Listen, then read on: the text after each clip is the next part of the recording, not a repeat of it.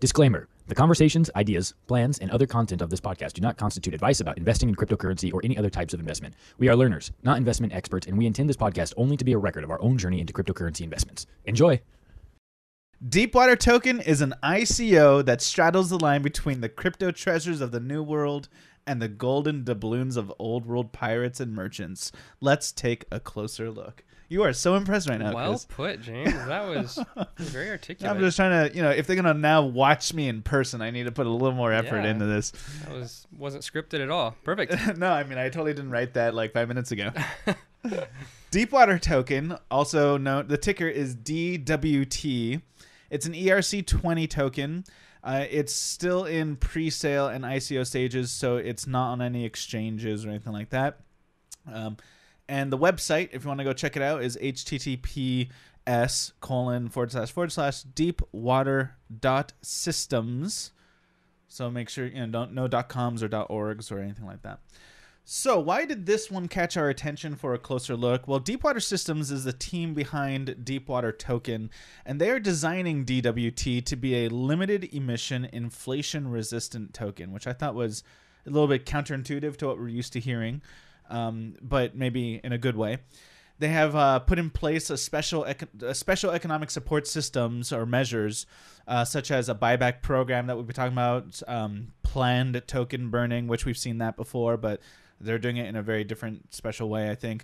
And also a loyalty benefits program that will hopefully encourage holders to hold and not just get rid of, and also attract more people to buying. So they're trying to basically create a stability for their cryptocurrency to flourish. They're trying to keep it valuable. Anybody who's looked at ICOs enough, you see the same trend every time. It goes boom and then boom, as like soon as really releases, hard. And then it's really hard to kind of come back from that dump to the grave. And so I think a lot of the next generation of ICOs are all implementing their own strategies for keeping more of a sane start, like something that's not so spiked up and then not such a spike down. So they can manage their little cryptocurrency infrastructure to keep it from going off the charts. Right. So, Chris, let's get into the team. You had some team info for us. Oh, yeah. So the team, their CEO has been around for a while, or at least he's apparently been in management and IT and business and stuff for 15 years. Working with high-load systems architecture. So, that's important for this sort of thing. Yeah. Yeah. And so as a lot of people begin merging the fields that they're in with the cryptocurrency that they're passionate about, you begin seeing cryptocurrency coins entering these industries that have essentially before been untouched because obviously the cryptocurrency world is so new.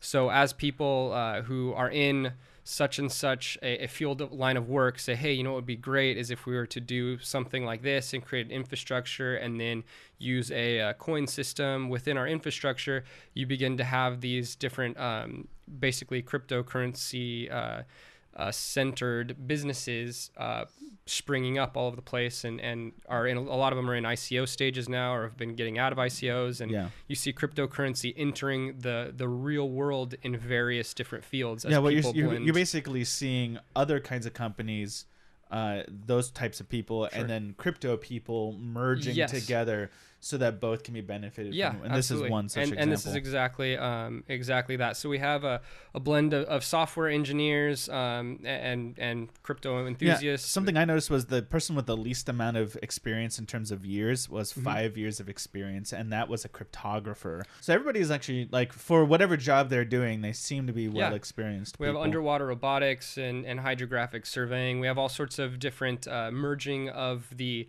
functionality of surveying and mapping underwater with the technological and software engineering side of cryptocurrency. And we should mention now what kind of company they are. These DeepWater Systems, which segues us into the fact that they are a DeepWater Systems that they basically survey and map out the ocean floor, and that plays a big role in industries that mine and whatnot for minerals, oils, Shipwrecks. shipwrecks for They're after excavating- doubloons. Yeah, excavating precious. I'm gonna do this all throughout the video.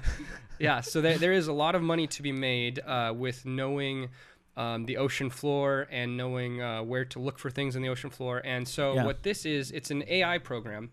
And so basically it recognizes patterns and can recognize and basically essentially map out the ocean floor as a, and it serves its functional purpose in the industries that utilize there's a step in between there. Essentially, they've created what they call gliders. They look to the human eye like a torpedo, right, with sensors sticking at the top. And so they want to send out these gliders, cruise around, and they will scan everything, and then that information gets sent back to an AI system that learns how to read it to know what's special and what's not special.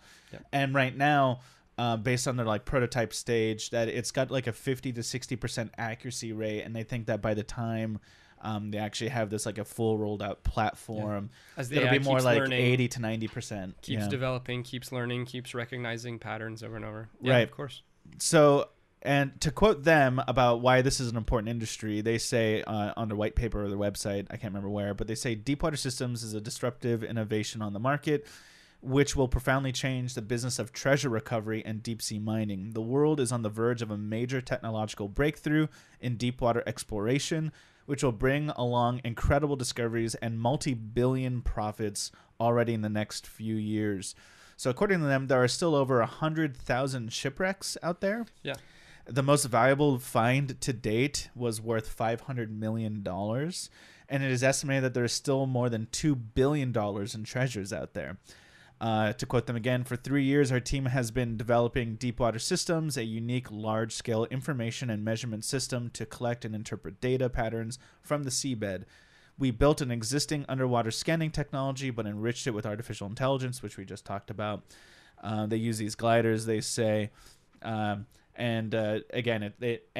this is the important part. When I was first studying them, I thought, so they're going to use these things to find shipwrecks and then dig them out themselves, but they're not really doing that. What they're doing is once they're able to map out the seabed correctly and their AI is able to read it with the best accuracy, they're going to auction what they find in an auction system, auction locations to the highest bidder, and they're going to accept Bitcoin and Ethereum. Few interesting things there. First of all, smart to auction it, right? Sure.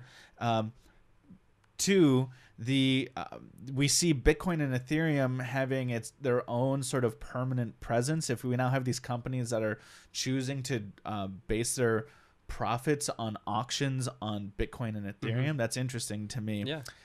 So there's also some holder benefits. So if you, if I purchase during the ICO or the pre-sale, and I contribute. Not that I buy on exchange later on, but I contribute to their company. I become a contributor.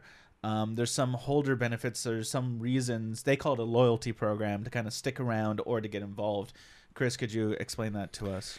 Yeah. So as we mentioned it earlier, they're allocating 70% of their budget for buying back. They allocate 25% of their profits to this program, and then what they're saying is 70% of that is is allocated to buying back and creating basically a stability for their coins. So you don't have to necessarily worry about the coin just dropping to the floor and you losing everything by investing in their particular coin. Right. What's next for them? The roadmap. So everything up through 2017 has been about developing their deep sea technologies.